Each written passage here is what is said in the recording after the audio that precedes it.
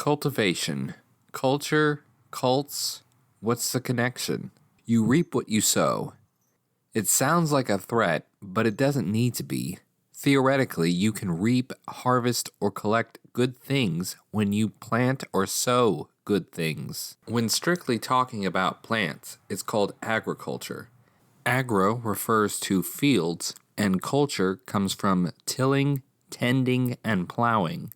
And it's from culture or cultivation we get a number of concepts, and all of which are farming metaphors. That is, you get what you put in. The way farmers might cultivate corn, a person could cultivate self-discipline, a can-do attitude, or a positive relationship with your mother if you remember to call. But we are not cultivating apart from one another. What we do is connected. Through our sowing and reaping, we influence the people around us, just as they influence us. Whatever there are two or more people, their shared cultivation can be called a culture. Culture may bring to mind music, theater, various arts, and other forms of entertainment, and that it is just one aspect of a society, right next to its religions, languages, economics, and civics. But culture could describe all of those and more. The culture is moved by its religion, economy, and government, as well as its religion, economy, government, and anything else going on will be moved by its culture. Culture is everything sown into the group and everything that they reap. Everything a group does and its resulting consequences. Do they farm, hunt, fish, invest in real estate? Do they dance, sing? Is boatmanship a necessity or a luxury? Do they listen to traditional music, jazz, rock, Latin funk fusion, rap? And where do they listen to it? What do they read? What is the literacy rate? Who is it that they honor or venerate? The athlete, the soldier, the intellectual, the artist, the technician, the farmer, the YouTuber whose success relies on making people angry and is cool to sixth graders?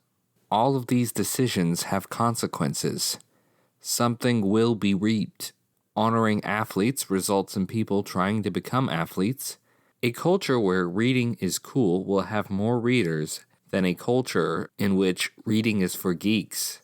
There will be gender disparities where dancing is seen as masculine and singing as feminine. And though it may be due to geography that makes fishing and boating common, that does shape a culture, what they sow and what they reap. You yourself are also shaped by your own culture, because while you sow and reap in your culture was sowing long before you showed up. In fact, you could say that you are the produce reaped from your culture's sowing. Much of your customs, norms, beliefs, expectations, and desires are inherited as unwittingly as your genes. We don't choose the families and cultures we are born into.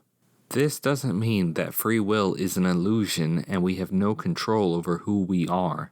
People, like the cultures they live in, change over time, and not always for the better. So cultivate deliberately. It may have a greater impact on your culture than you may realize, and you may reap the kind of culture you want to live in, especially if those around you share in your vision. But where are you going to find those who share a common goal of cultivation? Some sort of professional cultivators? Or cultists? Like in a religion? Religions are great places for people to work in common cause, as religions do not exist without a purpose. Something they are working towards. Something they are deliberately cultivating for. The earliest of these cultures, or cults, used their worship to cultivate a relationship between them and their list of ever-changing gods that would need to be pleased to benefit from, or at least appeased to avoid destruction. These cults sought a client-patron relationship that required cultivation either by part-time or dedicated professionals. Cults. sowing metaphorical seeds through ritual and offerings, cultic worship, at their temples, shrines, and holy places, cultic sites, so they can reap great rewards, like harvests from the agriculture god, and get smacked by a flood because the river god cult failed to appease the river god. The people doing the cultivation were the cultists for the cult of whichever god they served. And the reason that might sound nefarious is because during the Cold War, there were a lot of new religious movements, and because they were often seen as dangerous and new, which among the number of things people prefer to be old rather than new, religions are certainly one of them. These new religions were called cults, as a way to separate the legitimate old religions from the illegitimate new cults ran by dirty hippies. And I think that's a shame for a few reasons. Like, just because a religion is old and popular doesn't mean it's not stupid and bad. But also, it turned the word cult into an insult, making any discussion of cultic sites, worship, sacrifice, symbols, or any cult dedicated to a god need further clarification. The cult of Osiris and Apollo are not called cults because they are bad or good.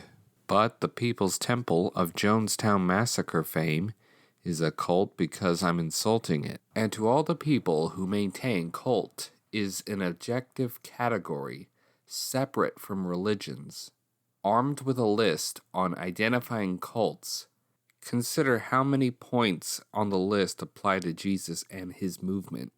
But if you're still willing to call the Son of God a hippie, just know that Christianity doesn't need to be a religion to be true. A cult, when it's not being used as an insult, is just a group trying to achieve something. And though I have portrayed the ancient religious cults as transactional, if you're cynical enough, you can portray any relationship as transactional. But I will say there is a world of difference between cultivating a relationship with Zeus and a relationship with the biblical God, because what they want and need are completely different. You could say this is the contribution of monotheism, but don't, because that's dumb. Maybe religions today are more advanced than the ancient religious cults, but any religion can be described as a cult as a neutral category, in the sense that they are cultivating something. But probably don't call them that, because then you have to explain cult comes from plowing. So be glad that you reap what you sow. In all your actions, thoughts, deeds, sow good seeds, and enjoy fruits in the cultures you live in. Others may sow wind and reap the whirlwinds, but that doesn't have to be you.